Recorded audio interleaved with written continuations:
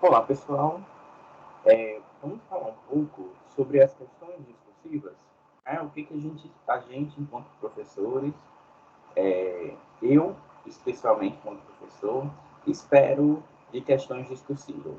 Quando a gente solicita a questão discursiva, a gente está tentando analisar a complexidade do seu pensamento, como é que você estrutura e demonstra as suas ideias. Então, é importante seguir alguns procedimentos. Primeiro, nunca deixe uma questão discursiva em branco. Tudo que você pontua lá na questão discursiva, tudo que você coloca na questão discursiva, é levado em consideração. Então, não a deixe em branco, ok? Tanto para o pessoal do primeiro período, do terceiro período, do quinto período, quanto o pessoal do sétimo, certo? Então, vamos ver aqui como é que a gente gostaria de estruturar. Com exceção do sétimo período, que a prova será toda discursiva, com 5 questões, todo o restante tem 3 questões discursivas a serem respondidas. O ideal é que essas questões discursivas tenham, no mínimo, 8 linhas, em média 10 e, no máximo, 15 linhas. Okay? E é necessário que tenha uma estrutura, que a sua resposta seja dividida em 3 partes.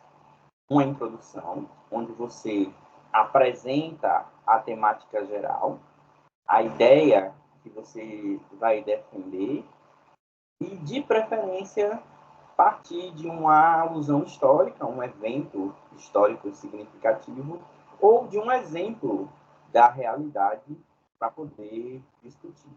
Em seguida, você vai mostrar o argumento principal, sua ideia principal, seu argumento para aquela questão que foi levantada. E, por último, você vai colocar a sua opinião ou propor uma saída, uma solução, um encaminhamento sobre aquele tema. Para os argumentos, a gente tem 5 tipos de argumentos que você pode utilizar. O argumento de comprovação, onde você utiliza dados que você coletou durante a aula, durante a sua leitura, durante a fala do professor, durante as leituras do texto, durante as conversas. Então, por exemplo, o pessoal do quinto período da noite que viu comigo ensino da língua portuguesa, onde a gente discutiu sobre o perfil do leitor, né? E aí pode ter uma questão discursiva tratando sobre a importância da leitura na sociedade. Você pode utilizar como uma das coisas das discussões trazer dados sobre o analfabetismo funcional e o quanto isso prejudica a nossa economia, com base nos textos que estão disponíveis lá no blog. Certo? Outro argumento interessante é o argumento de comparação, onde você compara situações e casos. Então, por exemplo, o pessoal do quinto período da manhã de ensino da matemática, em uma questão discursiva, falando sobre o uso de manipuláveis no ensino da matemática, vocês podem muito bem fazer uma comparação, um argumento comparando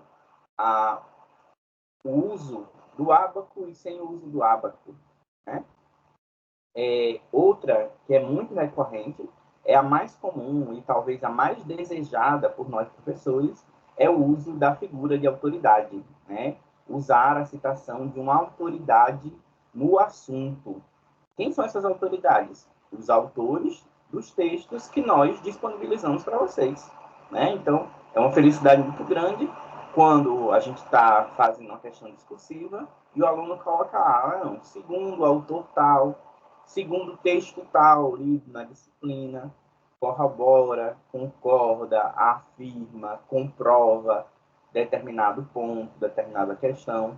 O pessoal de andragogia do sétimo período, o uso da legislação, né? Então, conforme a LDB, conforme a lei da educação profissionalizante, isso tudo ajuda. Outra possibilidade é, vamos supor que você não se lembra de nenhum dado, que não tem nenhuma situação para comparar, que você não se lembre de nenhum autor, você ainda pode utilizar de exemplos, dar exemplos para demonstrar como sair daquela determinada situação, né? Então, o pessoal da neurociência, né, da neurociência e aprendizagem, vocês podem dar exemplos por uma questão que trate de uso de jogos para o desenvolvimento de funções executivas. Vocês podem dar exemplo do uso de um jogo para desenvolver a memória, desenvolver a resolução de problemas, desenvolver controle inibitório e etc. E um que é relativamente raro é o argumento de causa e efeito, onde você mostra uma situação, a sua causa e a consequência disto, né? Então, é uma possibilidade. Vamos ver aqui alguns exemplos. Ó. Aqui um exemplo de introdução, utilizando a alusão histórica. Né? A intolerância religiosa não é algo novo, pois ao longo da história da humanidade, essa prática já existia. Na Idade Média, por exemplo, isso foi muito marcante por conta da Inquisição praticada pela religião católica, onde a igreja julgava e condenava as pessoas e muitas delas morreram queimadas na fogueira. Outro exemplo de introdução aqui, né? O Brasil, ainda sobre o tema de intolerância religiosa, por exemplo.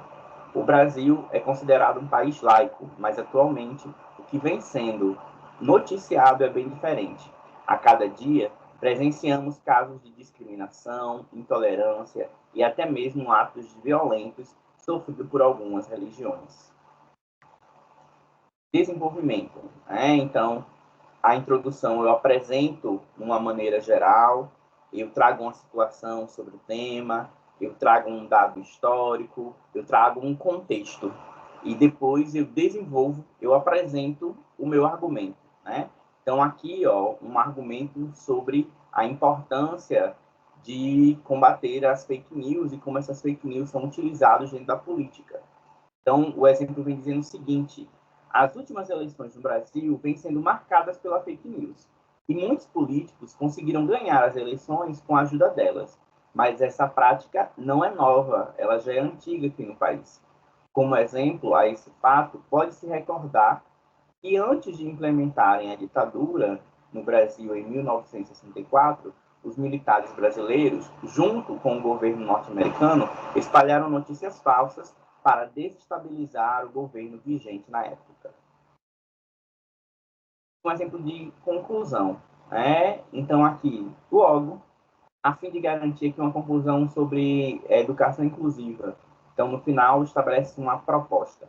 Logo, a fim de garantir que os estudantes com deficiência auditiva tenham pleno acesso à formação educacional, cabe ao Estado realizar as adaptações necessárias em todas as instituições de ensino, que vão desde as escolas até as universidades públicas, por meio do redirecionamento de verbas para essas instituições, do ambiente adequado, das ferramentas adequadas e da capacitação de profissionais, para atuarem juntos a estudante com o intuito de promover a inclusão e a educação a eles.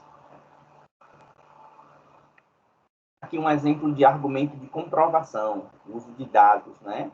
Então, aqui tem uma introdução e depois você apresenta o dado. Muito se discute sobre a desigualdade social no Brasil.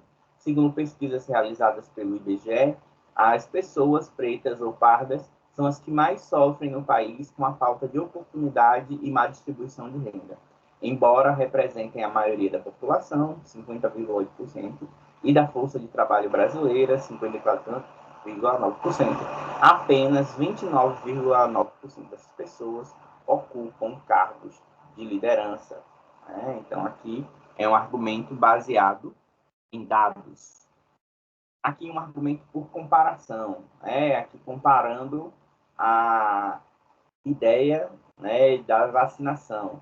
Então, você tem um parágrafo introdutório, mostrando o contexto geral do mundo pandêmico, e depois você faz uma comparação entre o processo de vacinação no Brasil e Israel para argumentar que o Brasil está atrasado nesse processo, né? Um argumento de autoridade e, novamente, uma introdução mostrando um aspecto amplo, aqui sobre ódios nas redes sociais, e aí, neste exemplo, utiliza-se o conceito, chama-se um filósofo sul-coreano, o Ben-Ho Han, para discutir esse conceito, né, de respeito dentro das redes sociais, e utiliza-se a ideia dele para argumentar contra, né, o discurso de ódio nas redes sociais.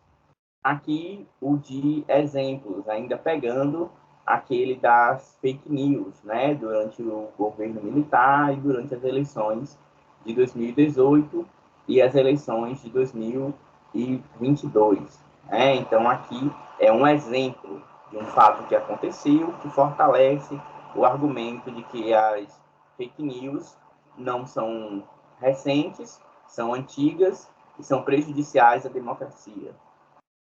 Aqui um exemplo de causa e efeito, né? Então, aqui apresenta o contexto geral. A falta de chuvas no estado do Paraná vem causando baixas nos níveis de reservatório que abastecem Curitiba e região metropolitana. Por consequência disso, foi implementado um cronograma de rodízio no abastecimento de água nessas regiões pelo governo estadual junto à Companhia de Saneamento do Paraná, o CENEPAR. Então, aqui ele mostra a causa, a ausência da chuva e a consequência disso, que é o rodízio de água. Então, são essas estratégias e essa estrutura que nós esperamos das respostas discursivas de vocês. Então, bons estudos e boa prova para todos nós.